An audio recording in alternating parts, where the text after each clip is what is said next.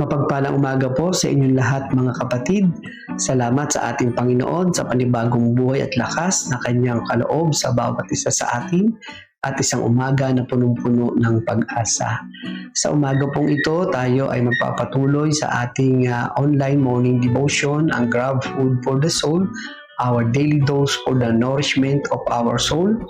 At sa umagang ito, ang ating pong pagbubulay-bulayan ay kaugnay ng ating tinalakay noong Sunday morning sa ating Sunday worship service patungkol sa pamilya, kung saan tinalakay natin noon ang ilapit ang pamilya sa Panginoon Diyos.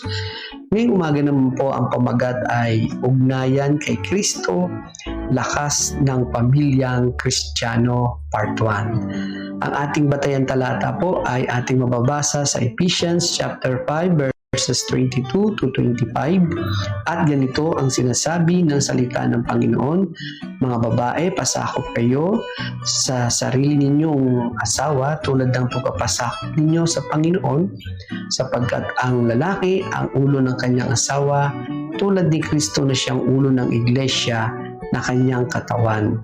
at siya ang tagapagligtas nito. Kung paanong nasasakop ni Kristo ang iglesia, gayon din naman ang mga babae ay dapat pasakop ng lubusan sa kanyang sariling asawa. Mga lalaki, mahalin ninyo ang inyong asawa na gaya ng pagmamahal ni Kristo sa iglesia. Inihandog niya ang kanyang buhay para sa iglesia.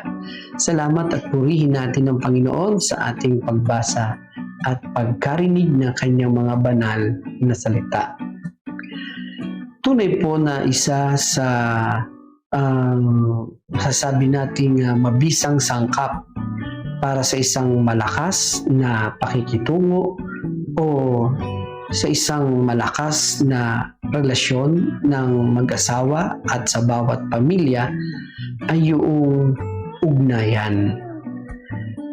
Ugnayan na kung saan ito ay patuloy na nakapagbibigay ng bukas na pintuan sa isa't isa upang mapag-usapan at magkaroon ng malinaw na mga magkasamang tatahakin ang bawat araw ng buhay, lalo na po sa pamilya. Ang wika nga po ng ating pamagat, kapag tayo ay mayroong malalim na ugnayan sa ating Panginoong Hesus, ang magiging bunga po nito ay magkakaroon din tayo ng isang pamilyang Kristiyanong malakas, sapagkat ang ating source ay walang iba kundi ang ating Panginoong Hesus. Sa ating pagbubulay-bulay ngayon ay titingnan natin yung kahalagahan ng ugnayan sa Panginoon, relationship with Christ, na siyang nagpapanatili ng lakas ng ugnayan sa ating pamilya. Strength in the relationship of the family. Tingnan po natin yung point number 1 sa ating pagbubulay-bulay. Ang ugnayan kay Kristo ay nagtataglay ng wagas na pag-ibig sa buong pamilya.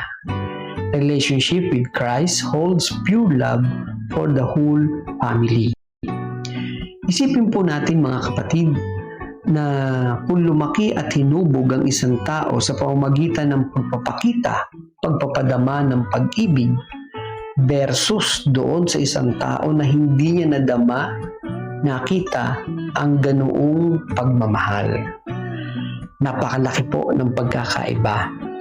Maging ito po ay nasa loob ng isang tahanan, sa isang pamilya, kung ang isa sa members of family, sabihin na nating anak, ay mas nadarama ng isa yung pagmamahal na naranasan niya kumpara doon sa isa, malamang ay magkakaroon ng malaking problema o ang wika nga ay most probably ay magkakaroon ng damage dahil sa kakulangan ng pag-ibig. At kapag ang damage na ito ay hindi na maayos o madil, posibleng ito ay dala-dala na ng isang tao maging sa kanyang magiging relasyon sa iba. Paano mo may papakita at may papadama ang isang relasyong may pag-ibig kung hindi mo naman ito nararanasan sa iyong sarili? Paano mo ito mapapakita kung hindi mo naman ito nakita? Ngunit kung naranasan ng isang tao at nadama, nakita ang pag-ibig sa lahat ng aspeto ng kanyang buhay, ay maapektuhan ng pag-ibig. Kapag ang pag-ibig ang pundasyon, ay makapagbibigay ito ng encouragement, habag o mercy, pagpapatawad, at maging ang pangunawa. At ang lahat ng ito ay huhubog sa isang tao at maaari niyang madala sa iba. Ito ay nagsisimula sa loob ng ating tahanan o ng bawat pamilya. So kaya dapat sa ating tahanan, sa loob ng ating pamilya, ay nararanasan na yung isang malayang ugnayan sa isa't isa.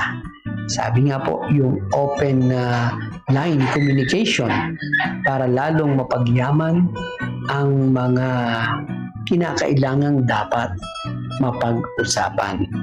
Ang sabi po ng Kawikaan 15:27, ang gahaman sa salapi ay nauwi sa kaguluhan, ngunit ang tumatanggi sa suhol ay mabubuhay ng matagal. Ang kasakiman o greed ay nag-uugat sa kagustuhan ng sarili lamang o yung self-want, na kung ano ang magustuhan regardless kung ano man ang halaga nito ay gagawin makuha lamang yung bagay na gusto niya. Kung ikaw ay sakim sa pamamagitan ng hindi pagtatapat, ito din ay may papakita mo sa iyong pamilya. Kung ikaw naman ay galit sa suhol, sa kasakiman, ibig sabihin, mahal mo ang iyong pamilya.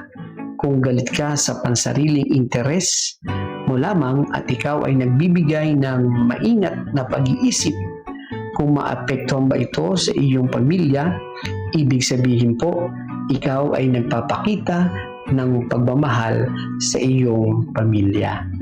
Kaya napakaganda po ng paalaala ng unang Timoteo, Kabanatang 5, Talatang 8, ang sino mang hindi kumakalinga sa kanyang mga kamag-anak, lalo na sa kabilang sa kanyang mga pamilya at tumalikod sa pananampalataya at mas masama pa kaysa sa isang hindi mananampalataya. Maaring masabi natin ito ay isang extreme statement, ngunit ang nais sabihin ng lingkod ng Panginoon na si Apostol Pablo, ang kahalagahan ng pagpapakita ng pagkalinga, pag-aaruga, pagmamahal sa isang pamilya ay nakapokus sa pag-ibig at ikaw din ay handang mag-provide sa iyong pamilya. Hindi ibig sabihin nito sa mga material na bagay lamang. Hindi naroon din na naroon ka sa lahat ng pagkakataon na ikaw ay kailangang tumulong at makausap. Tayong lahat ay may responsibilidad sa ating pamilya at ito ay ang pagiging bahagi ng ating mga buhay mananampalataya. Kung hindi mo magawa na ipakita at ipadama sa iyong pamilya ang pagmamahal, ay nakalulungkot sa kalagayan ng buhay ng isang pamilya. Sapagkat ang isang taong mananampalataya o hindi mananampalataya ay nakagagawa at kumikilos na makapag-provide at mahalin ang kanyang pamilya. Lalo na po tayong mga mananampalataya, dapat mas makita sa atin ang pagmamahal sa ating mga kasama sa tahanan o doon sa ating buong pamilya. Kaya nga po, ang wika dito, kinakailangan natin sa ating pagpapatuloy ng ating mga pamumuhay, ugnayan kay Kristo. Kapag tayo ay nagkaroon ng malalim na ugnayan sa Panginoon, ng sinasabing intimate relationship, ay lalo nating magagawa at mapagyayaman ang pagmamahal sa loob ng ating pamilya. Mga kapatid at mga kaibigan, binabati ko po kayo sa ating family celebration at nawa ay patuloy na masumpungan sa inyong mga pamilya ang masaganang pagpapala ng ating Panginoon. Tayo po ay saglit na manalangin. Panginoon, salamat po sa iyong mga salita na amin na pagbulay-bulayan at patuloy ko pong dalangin sa iyo pong biyaya ang bawat pamilya ng aking mga kapatid at maging mga kaibigang nakikinig ay iyo pong pagpapalain. Panginoon, i-bless nyo rin po ang mga papasok sa trabaho at sa paaralan at maging ang aming mga kapatid na may mga karamdaman. Ito po ang aming dalangin sa pangalan ni Jesus na siyang gagabay at magbibigay sa amin ng pagpapala sa buhay namin sa araw na ito. Ngayon at magpakailanman. Amen at amen. Papuri at pasalamat sa ating Panginoon at salamat po sa inyong pagsama sa akin. A friendly reminder po sa bawat isa, be Christ-like in your workplace today. Humayo po tayo at maglingkod.